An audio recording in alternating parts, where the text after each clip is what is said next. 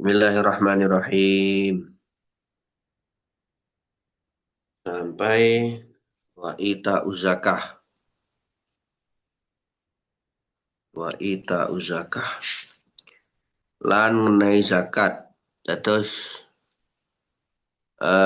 rukun Islam yang ketiga adalah memberikan zakat. Ini kalau di sini disebut keterangan i'ta'uha liman wujida minal mustahiqina fauran idza tamakkana minal ada' ma'a wujubi ta'mim. Jadi wajib membayar zakat itu adalah bagi orang yang dikatakan liman wujida minal mustahikin, wajib memberikan zakat. Zakat itu diberikan kepada para mustahik zakat yang ada di daerah tersebut. Jadi kesimpulan seharusnya zakat itu diberikan kepada mustahik yang ada di daerahnya. Jadi misalnya kalau tempat saya itu Jombor, Jombor Kuncen lah, maka seyogianya zakat itu diberikan kepada para mustahik yang ada di dusun Jombor Kuncen. Seperti itu, contoh seperti itu. Kemudian disebut, jadi zakat itu nanti ada dua. Ada zakat fitrah, ada zakat mal.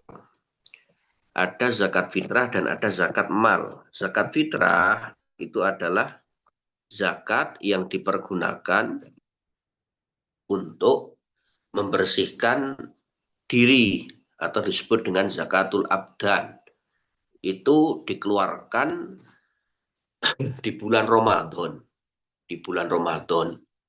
Jadi kewajiban zakat fitrah itu adalah dia itu orang tersebut niku menangi bulan Ramadan juga menangi Syawal. Artinya dia pada saat malam Idul Fitri, khususnya pada saat masuk waktu maghrib, dia itu isi menangi Ramadan, ya isi menangi Idul Fitri. Artinya dia saat itu menangi waktu asar di bulan Ramadan, juga menangi waktu maghrib di bulan Ramadan. Nah, contoh seperti ini. Ada orang meninggal dunia, dia meninggal dunia pada saat maghrib. Jadi setelah maghrib, setelah adzan maghrib, malam Idul Fitri. Maka orang tersebut wajib mengeluarkan zakat. Wajib mengeluarkan zakat karena sudah wis menangi malam bodo, yaitu waktu maghrib pada malam tanggal 1 Syawal. Nah, seandainya orang tersebut meninggal kok jam setengah 6 misalnya, belum masuk waktu maghrib, setengah 6 belum masuk waktu maghrib, maka orang tersebut tidak wajib membayar zakat fitrah. Itu contoh apa jenengane pengaplikasian zakat fitrah masalah kewajiban. Nah, kemudian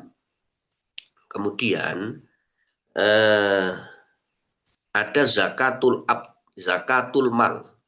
Zakatul mal itu artinya adalah zakat harta yang dikeluarkan seseorang karena dia mempunyai harta yang sudah mencapai satu nisab.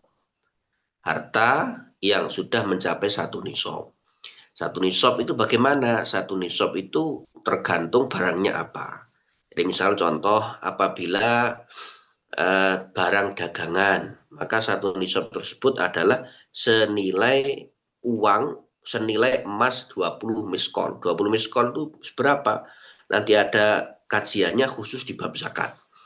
Kemudian itu hanya sekedar sepintas nih, karena ini hanya membahas tentang rukun Islam, bukan membahas mengenai zakat, khusus zakat.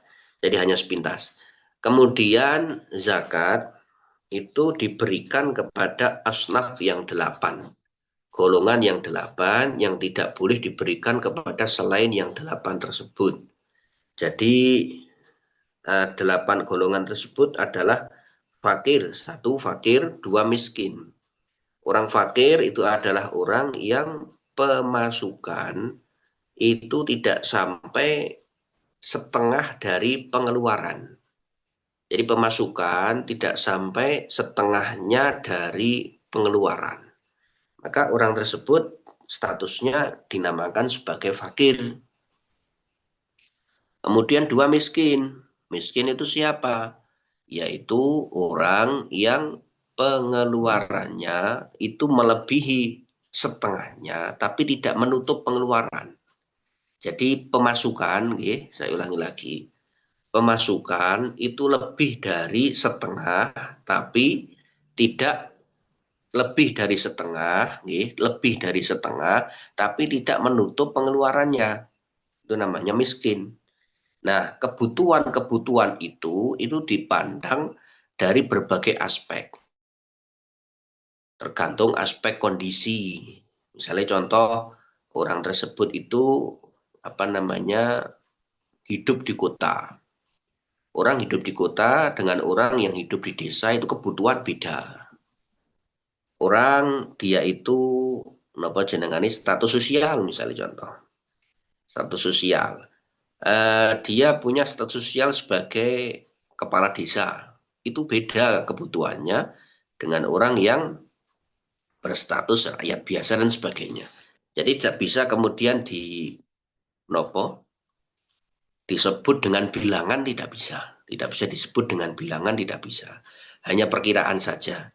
Jadi misal contoh orang itu umume wong, dia itu pasti membutuhkan kebutuhan rumah tangga. Misal contoh listrik, kemudian bensin, BBM dan sebagainya. Kemudian nomor lah, sabun, kemudian makanan dan sebagainya. Banyak itu kalau ditotal semuanya. Jadi tidak disebutkan secara tidak disebutkan secara nominal.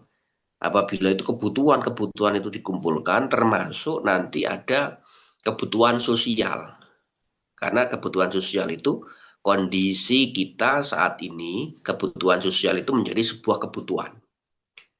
Menjadi sebuah kebutuhan. Maka juga masuk di dalam penghitungan orang tersebut didefinisikan sebagai fakir atau tidak. Itu masuk. Jadi seperti itu, seperti itu. Maka fakir miskin di daerah kita itu lebih banyak daripada orang yang disebut sebagai ghani.